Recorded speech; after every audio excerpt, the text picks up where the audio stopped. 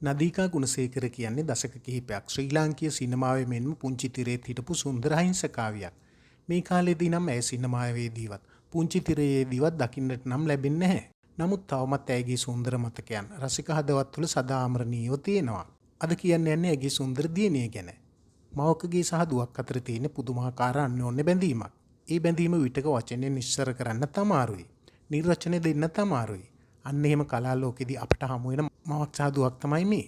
නදීකා ගුණසේකර කාලයකට කලින් පුංචි තිරේ කැපී පෙනෙන අහිංසකාවිය වුණා. ඒ වගේම ඇය දැන් සුරූපී දියණියකගේ මවක්. නදීකා කාලෙත් එක්කම කලා කටයුතු වලට සීමා සහිතව කාලය ගෙවෙද්දී ඇගේ දියණියත් තෙනුකී හපු ආරච්චිත් රංගනයට එක් වෙන කල්පනා කරලා.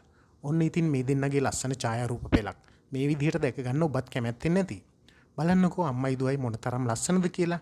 තෙනුකිත් දවසක අම්මා වගේම දක්ෂ ඒ වගේම ජනප්‍රිය රංගන ශිල්පිනියක් ලෙස කිරුරු පළඳාවි.